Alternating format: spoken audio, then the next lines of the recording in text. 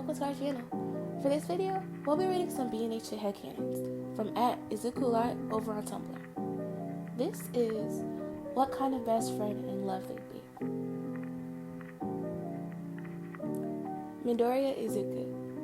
Adoration from day one. From the first day, he definitely had a crush on you since then. It's painful that you don't quite notice it, but it's been from the very start with him.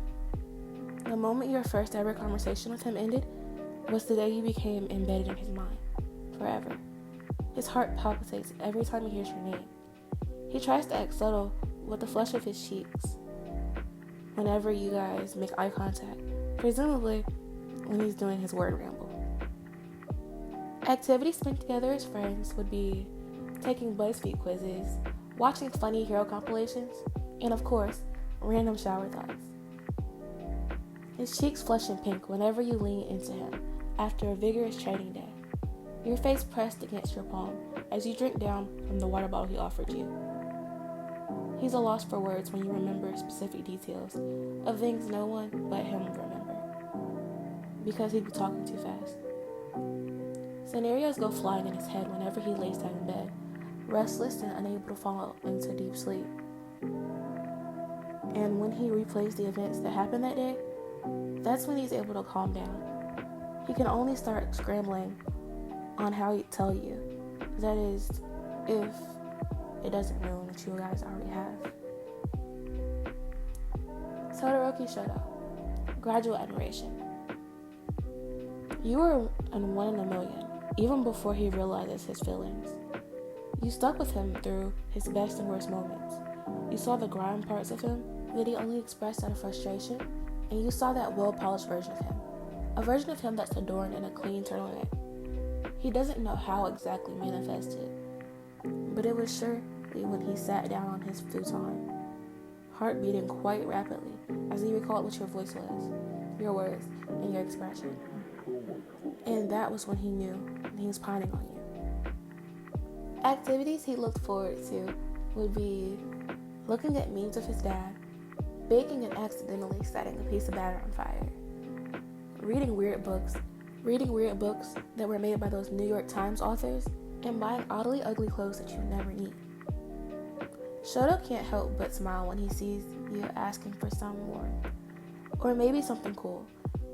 And while you're talking to him like it's a regular day, he doesn't know what else to do but pull you closer when you fall asleep in the bus beside him. He's also stuck with admiring you, watching how your facial expressions change with each realization you make inside of your head. He doesn't know why it's like this. His heart wasn't acting like this in the years before. Or maybe he's sick.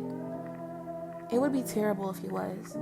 And he wants to find out, because he wouldn't be able to stand it for the fact that you guys have. Bakugo Katsuki. Subtle. Or maybe not. It's a miracle that he actually tolerated you, and it wasn't just for a moment too.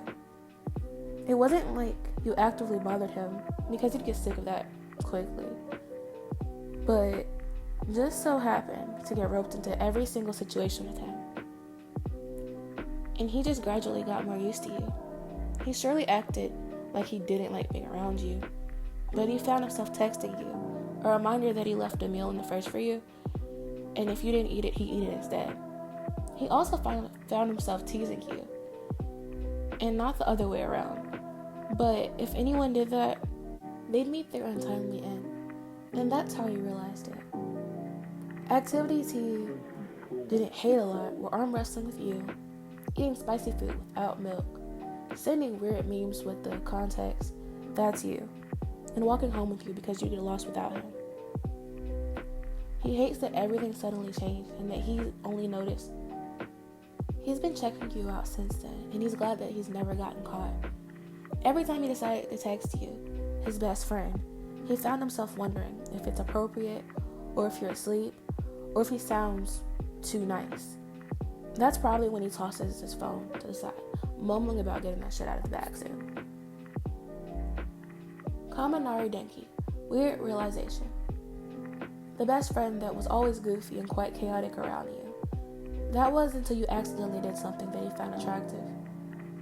You guys have always clicked with each other, practically sharing a brain cell every single time you guys joked around with each other. Your thought process was practically linked with his, and it was strictly platonic. You're attractive, yes, but when you were laughing at his antics at 2 a.m., you fell into his lap, eyes staring at his electrifying gaze, softly, yawning as you claim that you're sleepy. Activities you guys find yourselves doing for the fun of it were reading cringy and badly written fanfics, making weird role plays, doodling on each other's faces when one of them sleeps, and making memes, printing them out and framing them. It was such an eye-opener to him, and he's unsure if he has any regrets or not. Every time he sees you, he's suddenly reminded of that night, and every time you attack his shoulders during a laugh attack, he grows aware of your hands. He'll be a mess until he gets it out, but until then, he's wondering if it should stay platonic, or if it should move forward. He's unsure. Shinso Hitoshi, contemplating from afar. You guys worked well together, very compatible, and miscommunications were rare. You were just conveniently there when Shinso needed someone, and you guys clicked so well, to the point he didn't even remember a time he fought back with your attempts of being friendly. You were also that friend that managed to remember his presence and bring him to places he needed to socialize, just so he'd work on it. And you're oddly so patient with him.